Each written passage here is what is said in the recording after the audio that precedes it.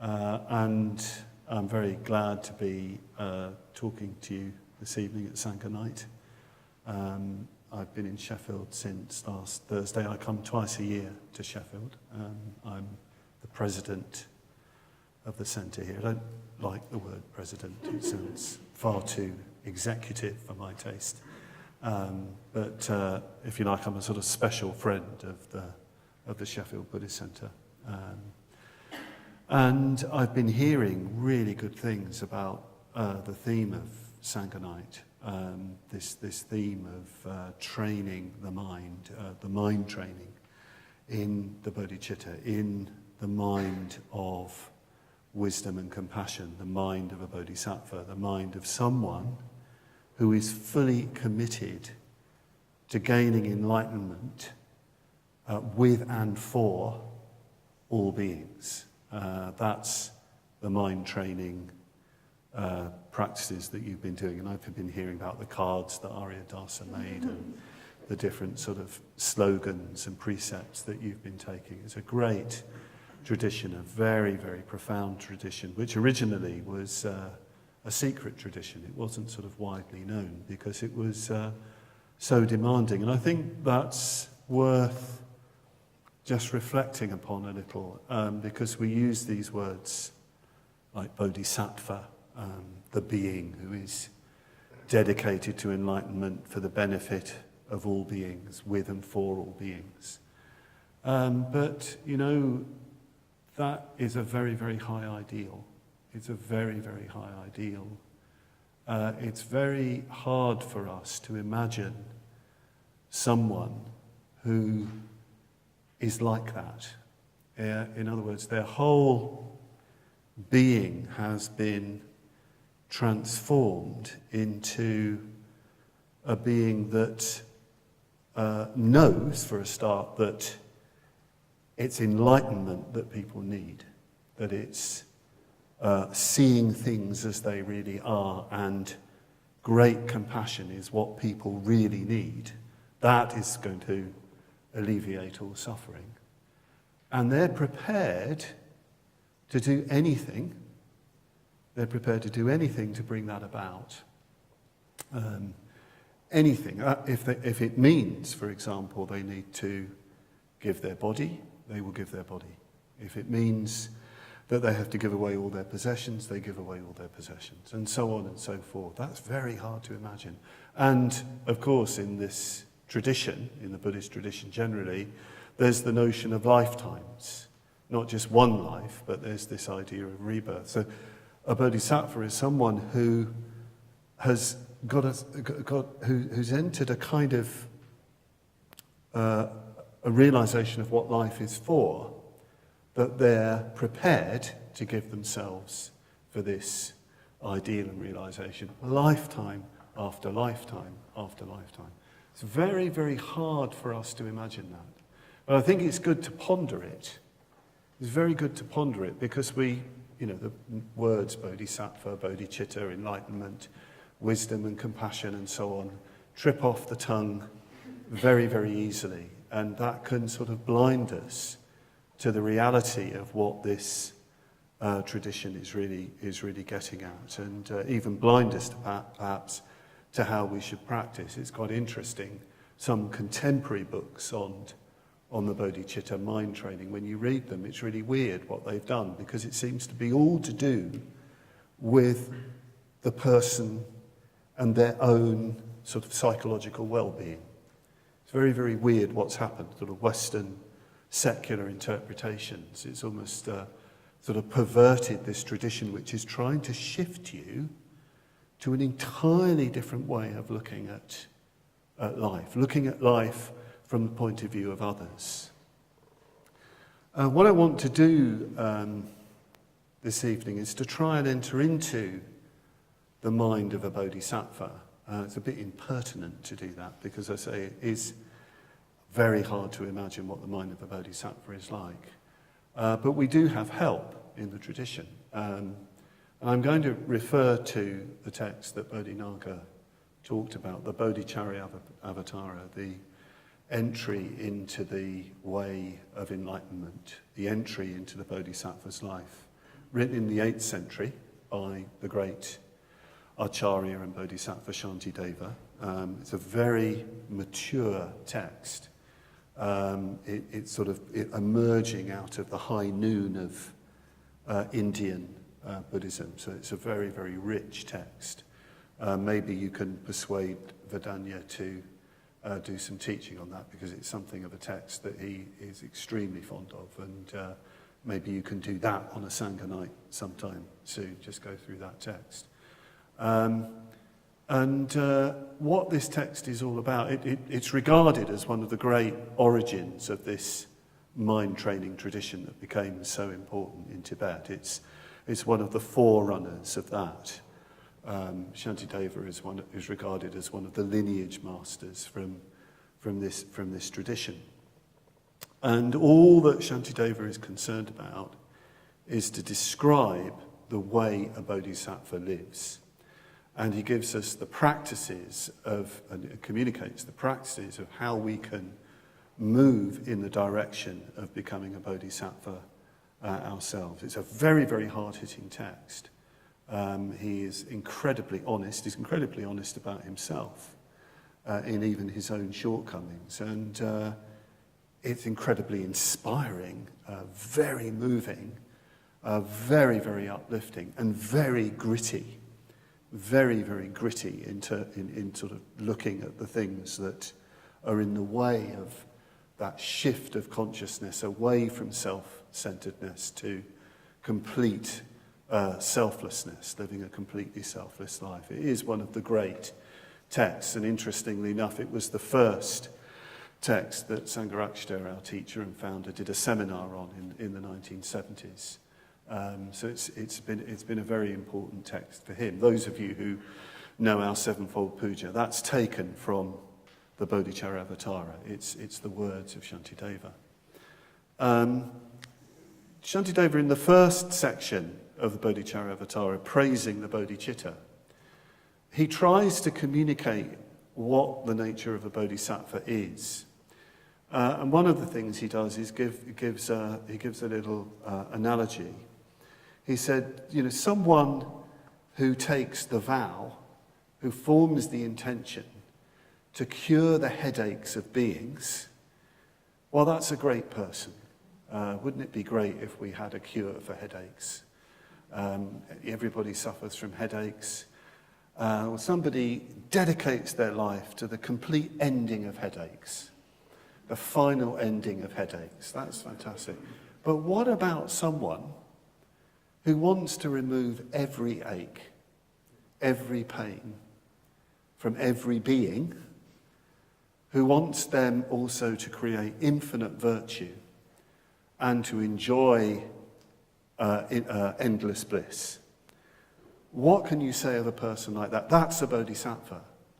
That's a bodhisattva. How do you comprehend somebody who's dedicated to giving that to living beings, giving them the opportunity of removing all pain to generate infinite virtue and to enjoy sort of eternal happiness? In other words, the bodhisattva is someone who wants all beings to become enlightened, all beings to become Buddhas, to be liberated from the wheel of life. And he means it. This isn't just rhetoric in Shantideva's text. He means that this is, in a sense, the only ideal possible.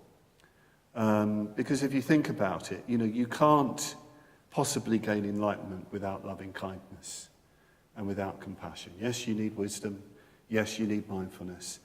But you can't do it without love and compassion. Well, how can you put a limit on love and compassion? And love and compassion those qualities are there to remove the suffering and to give all beings happiness. What is the complete removal of suffering and the complete giving of happiness? Well, it's only enlightenment. It's only supreme liberation. So in a sense, there's no other path. It might take us a very long time, but for a bodhisattva, time is not really an issue. Doesn't matter how long it takes. There's just no limit to the possibilities of development of self and other. That's another way you could describe it. There's no end to that. You know, sometimes people get very uptight about getting to some sort of attainment. They want some sort of finality in their sort of spiritual life, in life generally. Get this and it's fixed. Well, in a way, with a bodhisattva, there's just none of that. There's just this open-ended unfoldment for self and others. And of course, to get there, to get to this way of being, this way of living, this way of seeing the world, there's going to have to be a lot of work. There has to be mind transformation. The word for mind training, lojong, doesn't just mean mind training, it means mind transformation. You're training the mind to transform the mind, to purify the mind. You can't just work externally, although, yes, you have to change your behaviors, but you have to get down to consciousness. You have to get into your heart. You have to start changing that. This is, of course, basic Buddhism, that mind is extremely powerful. Heart is extremely powerful. Will is extremely powerful. If you're not changing that, you're not changing anything. That has to be transformed. So Shantideva, in his Bodhicharyavatara, there are many different chapters covering different aspects of the Bodhisattva's life. And there is a whole section on meditation, which is, of course, all about the mind. A whole section called Dhyana Paramita, the perfection of meditation, the perfection of dhyana. And he begins that chapter by evoking the importance of solitude, evoking the importance of what's called in tradition viveka. Viveka meaning solitude, moving away from distractions, going into retreat. There's a retreat coming up soon, which I think many of you are attending. You leave behind all the usual things you're doing.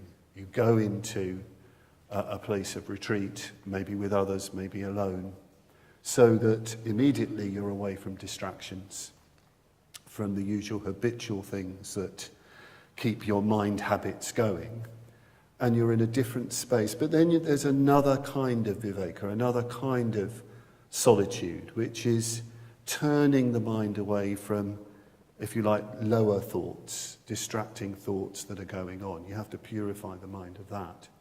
Having done that, Shantideva then starts to talk about how you should meditate, how you should practice if you want to train in the Bodhisattva's life. This is very interesting because, in some ways, just forget everything you know about meditation right now. Usually when people talk about meditation, they're thinking of something very much to do with themselves, very much to do with relaxation, getting rid of stresses, concentrating, all that sort of thing. Well, forget that. That has a place. But this is, as far as Shantideva concerned, his description of meditation, this is real meditation. This is bodhisattva meditation. This is the perfection of meditation. So just listen to the instructions he gives, and then I'll try to unpack them a little bit. By developing the virtues of solitude in such forms as these, distracted thoughts being calmed, one should now develop the bodhicitta like this.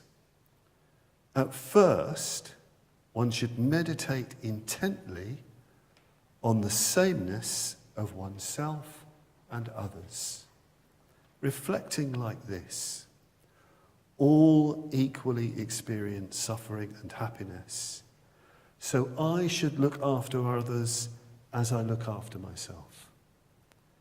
Just as the body, which is made up of many parts, like the hands and other limbs, must be cared for as a single entity, so too should this entire world, though it is divided, is actually united in its nature to suffer and be happy. even though my suffering does not cause distress in the bodies of others, I should, nevertheless, find their suffering intolerable because of the strong affection I have for myself. In the same way that, though I cannot experience another's suffering in myself, his suffering is hard for him to bear because of his strong affection for himself. I should destroy the suffering of others because it is suffering like my own suffering. I should help others too because they are beings just like myself. When happiness is loved by me and others equally, what is so special about me that I strive only for my own happiness?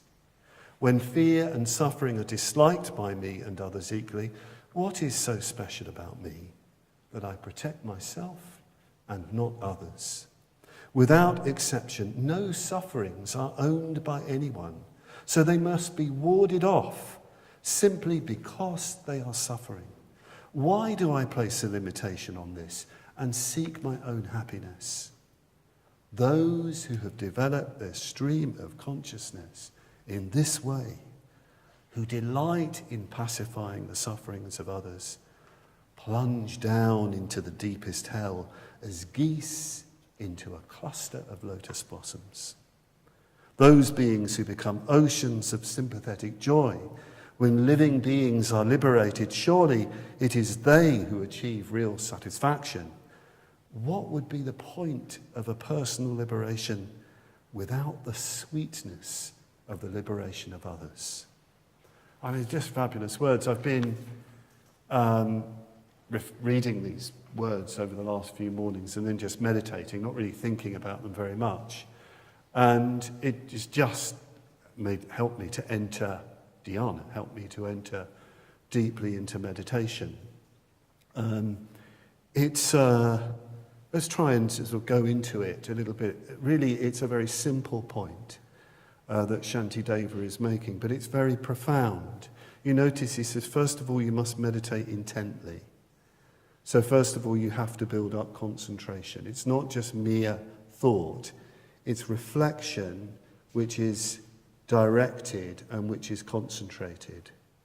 And first of all, he makes this point that, let's just read the verse again, the very simple verse, point again.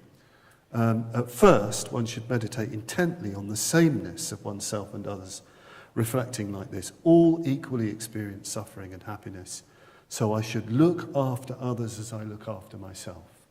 So look after myself. Let's just take that phrase, look after myself. Let's relate this to a meditation we're familiar with, the Padmavajra, because really this is a way of doing the Padmavajra meditation. First of all, I need to look after myself. This is the key, actually, to looking after others and to removing the sufferings of others. First of all, we need to really get in touch with the fact that we are very, very important to ourselves. We are, actually. I know some people have difficulties with, self-view, self-image, difficult relationship with themselves, but that may well be, but that can be the expression of how important we are to ourselves. We are very important to ourselves. It would be very, very difficult to be alive and to survive if we weren't very important to ourselves. We do, in fact, cherish ourselves. We cherish ourselves. We want to avoid suffering and we want to be happy. We don't want to be afraid. We want to feel confident. We'd like to experience well-being and not, the opposite of well-being. That's absolutely basic. We might be going about it in weird and wonderful ways, which our friends find extremely puzzling and even exasperating. But that they're just strategies, that aren't working. We are very important to ourselves. So the first stage of the Padmavajra, we need to really get in touch with that. We need to educate that, if you like. We need to build on it. We don't have to do anything fancy, if you like. First of all, I think in Padmavajra, it's very important to have a very, in a way, start to appreciate and value the very simple things. The very simple things, the things that we take for granted. The fact that we're sitting there and we're breathing and we're sensing. And you know, that we are aware of our environment, that we can hear and see, and that we're thinking. I mean, we often just do those things and we completely take them for granted. We're fed, we're clothed, we're warm, we're housed. We have those things. Things could be a lot worse. They could always be a lot worse than what we have. Not only that, as human beings, we have a remarkable consciousness. Leaving aside, you know, gaining enlightenment, human beings have a fabulous consciousness. We have this consciousness that isn't just sense consciousness, where we just react to stimuli. We can reflect. We're not trapped in the moment. We can reflect. We can imagine. That means we can practice ethics. That means, actually, that we can start to identify with others because we have this mind that is reflexive. Yes, it can sometimes get us into a lot of difficulties because we can go off on all sorts of weird fantasies and daydreams and sort of weird trips and so on and so forth. But it's also the key to liberation. So in the first stage of the Padmavajra, we need to start really appreciating and valuing what we have. I mean, this is developed quite strongly in the traditions of really reflecting on the fact that we have the potential for enlightenment, for example. We have it all. We just need to notice it, pay attention to it, and yes, allow ourselves to feel the joy of that. That's really, really important. I mean, for some reason, I've never had a problem with the first stage of the Padmavajra. I've always really enjoyed it. It's the other stages that are more difficult. Maybe that's just because I'm a rampant egotist. But it's quite surprising sometimes. You know, friends of mine who are really good people, I think they're actually better people than I am. For some reason, they feel bad about themselves. I've always found that really weird. And he said, well, look at what you do. I mean, why not reflect a bit on what you do and allow yourself to feel the joy that you're living a good life. I don't know if it's, I don't know if this is a thing just for the British here, you know, that have a problem with that, you know, that you daren't admit that, you know, that's terribly bad form or something like that. But I suspect it's universal. There's different versions of it. So enjoy that first stage, you know, through appreciation and through noticing your quality. In the other stages, what Shantideva's asking us to do, having really developed and established this sense of positive self-cherishing, this realization that you want to be happy, you want to avoid suffering, you want to feel protected, you don't want to experience fear. It's very interesting, the things he chooses. You reflect, so you go to the second stage, where it's very, very easy in the second stage. You reflect that that's what your friend wants too. And you know that very well with your good friend. You know very, very well that they want to avoid suffering and they want to be happy. You know very, very well that they like you, want to be treated well by others. You know very well that they want to feel safe and protected. You know very well that they want to develop themselves as you're developing yourself. So in this way, you start to develop, as what Shantideva calls the realization of the sameness of self and other. The word is samatha, sometimes translated as equality. But that's a bit of a political term. I don't like it. I think sameness is more profound as a translation. We are all the same, in that we want to be free from suffering, we want to be happy, we want to be satisfied, we wish to develop ourselves. I mean, this, by the way, this teaching it's developed very, very strongly in Buddhism, particularly by Shantideva, but it's actually universal. I think Aristotle calls it the golden rule. You treat others as you would treat yourself. So it seems to be something universal in human life and the fundamental basis of an ethical life. But here it's developed very fully, and you're doing it in meditation. It's more than a reflection. It's fueled by your concentration and your absorption. So you start to experience it more directly.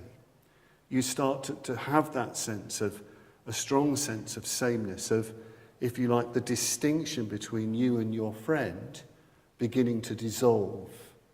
You know, what's you and what's them starts to become blurred very, very positively. So removing suffering is the only concern. Bringing happiness is the only concern. It doesn't matter whether it's yours or theirs. That's what you're concerned with. And then, of course, you extend. It's easy with friends. I was noticing when I was meditating this morning and feeling quite sort of blissful doing this meditation, because when you start to expand in this way, embracing people, you start feeling, you know, pretty good actually, because you're less caught up with your own stuff, with your own concerns and problems. They're not really that important when you start to identify with other people. But I noticed, you know, I could feel the smile on my face thinking about friends and people like and I thought, right, okay, now start to extend. Go to those people who, you know, those ordinary people that you see regularly, the neutral people, the neutral person, as we say, those people that there's no particular feeling for them. You know, it's neither one thing or the other. You can take them or leave them. The cardboard cutout people that you see on the bus, at work, maybe in the Buddhist centre, people that you sort of look at and you think, you probably, if you admit it, oh, they look boring. Make sure I don't sit next to them when I'm having my baked potatoes before Sangha night, and let's hope I don't get in a group with them and all that sort of thing. It's not hatred, it's not aversion, they're just sort of a bit blank. Well, that has to change, because actually the vast majority of people are a blank. Let's face it. So this third stage is very, very profound. And it's the same thing. It's the same practice. And it's really interesting, this, because to develop love for someone, you don't need any information. You don't need any information. Sometimes you say, well, how can I love somebody I don't know? But that's a limitation. That's a sort of romantic, perhaps, limitation. You don't need information about anybody. All you need to know is they are a living being, a human being, and because they're a human being, they are exactly the same as you. You know very well, as you want to be free of suffering and you wish to be happy, as you wish to be free of fear and you want to be protected, as you wish to be treated well, they are exactly the same. They are exactly the same. Every single human being is like that, actually. That's all you need to know. So you start to meditate on that. You bring them to mind. You sort of look at them, as it were, with your mind's eye. You feel as though you're sitting next to them. And you start to have that sense, they are the same as me. They are the same as me. And in this way you start to develop some, well, almost a sort of rapport. It's very interesting that one of the words for compassion in Buddhism, compassion is not quite the best translation of the term, is anukampa, which literally means to tremble with. Kampa means tremble. Anu is with. So anukampa, trembling with. Here you're, as it were, trembling with the fact that they are the same as you. They are human like you. They wish actually for the deepest happiness. They might not know that fully, but you do. And in this way you start to humanize them. And it is brilliant with the third stage of the Padmavajra. I mean, it is sort of magic.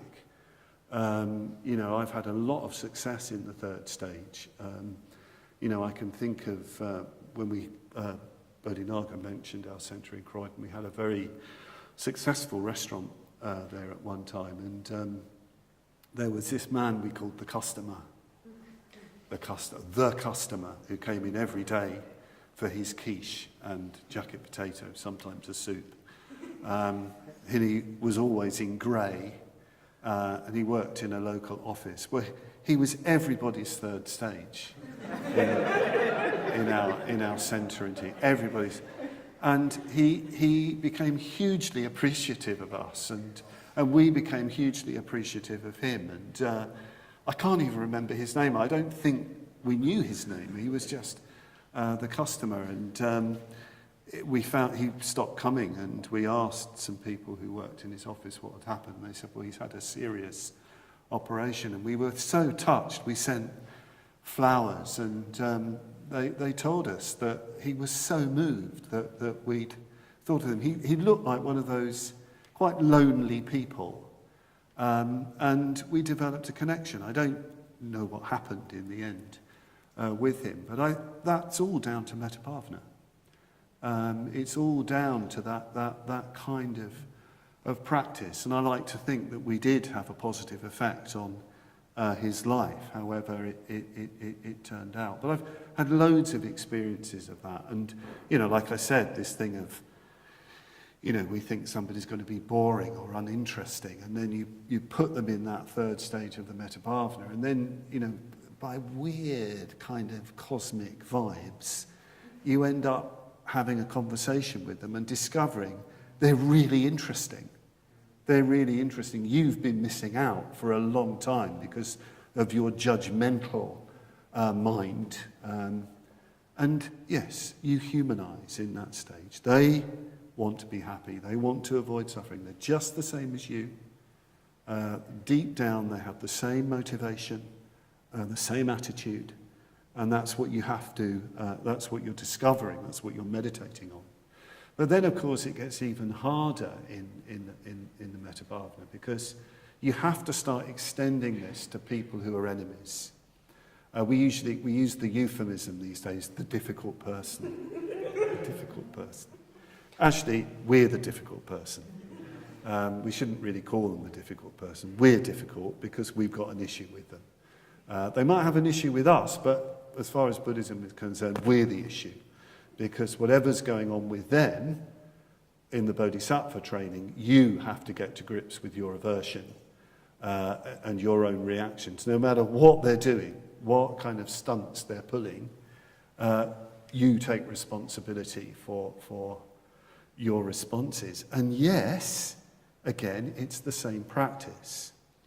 Shantideva would insist in this meditation, yes, an enemy, a difficult person, somebody you've got an issue with, you have to sit there and you have to reflect, actually they're the same as you, which is often the last thing we want to admit. I'm not like them. I'm not like them. They're disgusting. And you have to engage with it. No, they are actually the same as us. They are the same because actually they want to avoid suffering and they want to be happy. They might be going out about it in weird and wonderful ways. They might be alienating lots of people, but that's actually what they want. They want to avoid suffering. They want to be happy. They want to be free from fear. They want to be protected. They want to live a rich life. And you just keep going back to that. They are the same as me. And in a way, you've got to start, if you like, this is the basis for understanding, isn't it? There's the famous saying, isn't there? To understand all is to forgive all. And very often when you have more of an understanding and empathy with someone's life and the kind of pressures and oppressions that they're under and their, if you like, their history, if you get a sort of inkling of that, the more you can start embracing them with loving kindness, the more you can start seeing the common humanity between you and them. So you practice this rigorously. Maybe you could start doing this in your Padmavajra practice, taking this reflection to realize the sameness of self and other. And Shantideva insists this has to be for the whole world. This has to be for every single living being, not just all human beings, but all life itself. There's this profound sameness that pervades everything. Every single living being wants to avoid suffering, wants to be happy, wants to be safe, wants to be protected, wants to be okay, wants a refuge, needs a refuge. And what you're trying to do as well, you're going further than that, you are going to be that refuge. You are getting yourself into a position to embrace all that and be the protector. It's a very, very tall order, but that's what you're doing in the Padmavajra meditation. You're moving in that direction to realize the sameness of self and others.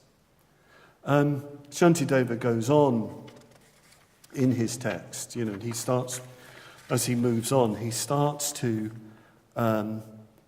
talk about, one of the things he talks about is what this practice is doing of realizing the sameness of self and others. You're not putting any limitation on happiness. If we're thinking of our own happiness and not the happiness of others, that's a limitation on happiness. Very interesting idea. There's a great Tibetan Lama who was Sangharakshita's teacher named Dada Rinpoche, who Sangharakshita regarded as a bodhisattva, a living bodhisattva.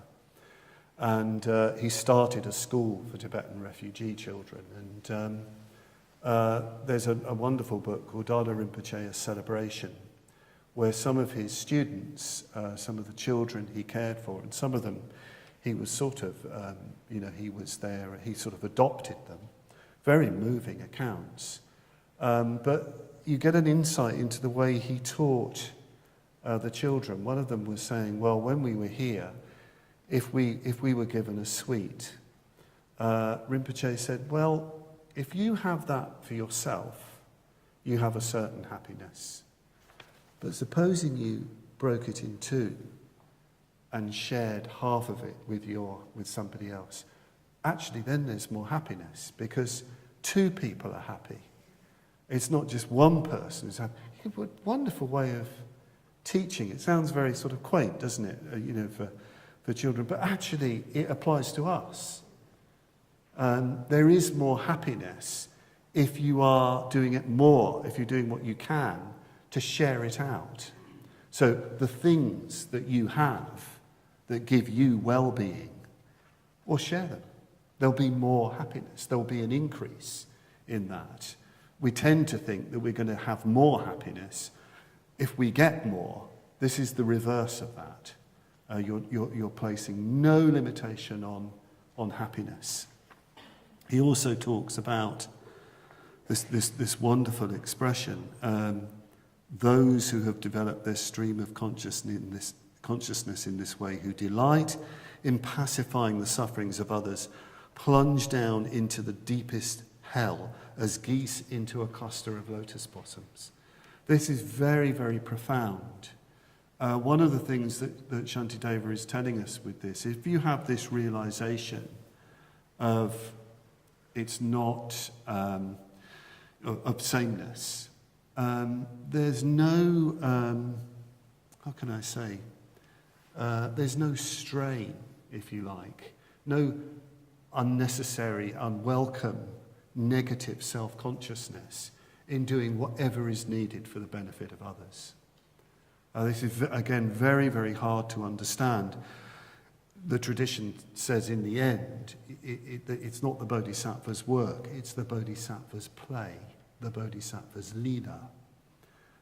So you see someone who's doing lots and lots of things for the benefit of others, and you think, wow, that's incredible, that must be such a strain. That's not the way they see it, because they've seen through the distinction between self and other. So there's no tension, there's no, how can I say, there's in a sense no effort. A lot of the time we're making effort and there's a lot of tension because we're holding on to a sense of self. We're even looking for sort of reward and want people to look at us and things like that. That's not the issue here. because you've seen the sameness of everybody. Everybody is in the same position. Helping others is the same as helping yourself. There's no distinction in that way. So you plunge down into the deepest hell as geese into a cluster of lotus blossoms. You see life entirely differently. He also talks about the great joy that is experienced when you practice like this. And it's this lovely expression. What would be the point of a personal liberation without the sweetness of the liberation of others? What would be the point of just living, of trying to live a sort of Buddhist life or any life, which is just all about you, all about your well-being, and you don't care about anybody else? That really isn't very sweet. And there's no point to it, no purpose to that, because it means you're cutting yourself off from the life all around you. You're putting a limitation even on life itself. Shantideva goes a bit further. He goes much more deeply, goes further into this idea. He starts to move in the direction of what's called not just the realization of the sameness of self and others, but what's called paratma parivartana, the exchange of self and others, the exchange of self and others. This is very, very hard to understand, but let me read you the verses. Through force of habit, the idea of an I has attached itself to the seed and blood of other people, even though there is in fact no such thing as an I. What he means by that, we've been born of the seed and blood of others, our parents, and through habit we've identified this as ours. Actually, if you were to analyse this whole psychophysical kit, you won't find anything that's really yours. You won't find it. You can look and look and look, but actually everything is just borrowed. Everything will just drop away. So this notion of I in relation to me here is actually a fiction. It's useful. It's important to get us started and to have that human consciousness, but don't go too far, because it fixes you and isolates you. So he then says, because of this, so why don't I accept another's body as myself? That my own body is not my own is easy to see. I will renounce identifying with myself and will take as myself other people. One loves one's hands and limbs as members of the body. So why not love other living beings as members of the universe? And he goes on in this way, ending with, whoever longs to quickly liberate both themselves and others should practice the supreme mystery, the exchange of self and other. So what can this mean for us? I don't want to get too sort of technical. What Shantideva is bringing in here is the wisdom teachings of not self, of shunyata, of emptiness, that there is no fixed, separate self anywhere. And he's using that not as an end in itself, but as a means to identify with everybody and everything around him. That's what he's doing. Perhaps we can best understand this with the use of the word imagination. We know that we can imagine ourselves as someone else. We know that we can imagine ourselves as somewhere else. We have that capacity of mind. We have that quality of consciousness. You know, we know when we read a good novel or see a good play or a film or something like that, we identify very strongly with the characters. You know, with a really great novelist or playwright, you can feel even sympathy with the evil people in it. You can understand. It's weird, isn't it, when you see some Shakespeare plays, even the sort of worst characters somehow You just know what it's like to be them, even though it's sort of horrifying what you're watching. There's a strange kind of alchemy that goes on with that. Well, we can practice that in our meditation, in our Padmavajra. So it's not just this realization of the sameness of self and other. We're the same because we want to avoid suffering and be happy. They're the same as us in that way. What's it like to be that person? To feel as they feel, to think as they think, to see the world as they see the world. That's what you're trying to do. That's what you can do in the Padmavajra. It can be a little bit freaky sometimes. Great with a friend, that's fine, because you've already, with a friend, you kind of have that in a friendship, don't you? It's a wonderful thing about a friend. They're another self, aren't they? That's the beauty of friendship. They're a self and a not self. That's why it's so wonderful being able to talk to a good friend, because they're you and not you. That's the beauty of friendship, wonderful gift of friendship.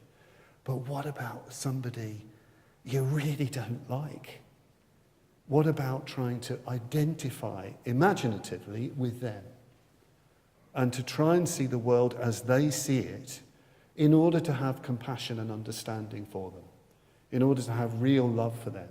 This is, a big feature of the Romantic poets, isn't it? Shelley talks about love as a going out of ourselves to imagine ourselves as the other.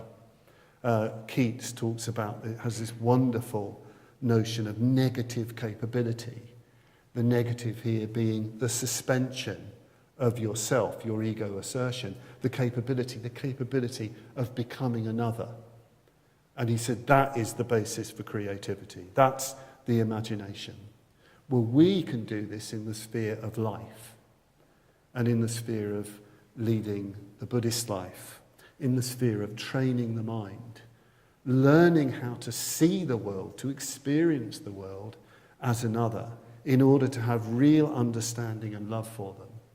In order, in the end, with the bodhisattva, of course, what he or she wants to do is to be able to really communicate the Dharma, the liberating teaching of the Buddha, in a way that will really, really get through to them, that will be absolutely perfect for them, the right teaching at the right time, because they know who that person really is, who those people really are. So that's a little bit of a taste of that. In the end, I'm just going to conclude now by reading the last few verses of Shantideva's text, and then we'll go into groups. So he says this: all happiness in the world comes from wishing others happiness. All misery in the world comes from wishing your own happiness. But why say many things? Fools do things for themselves. The Buddha Shakyamuni does things for others. Just look at the difference. Therefore, without any sense of loss, I offer my body as a servant to benefit the world. Though my body has many faults, I carry it as a tool for that task. Now, enough of worldly affairs. I shall follow the wise, remembering the teaching on vigilant mindfulness and warding off sloth and torpor. Therefore, in order to tear down the obscuring veil, I shall concentrate my mind on meditation, dwelling constantly on the proper object, which is the bodhicitta, pulling it away from false paths. Thank you.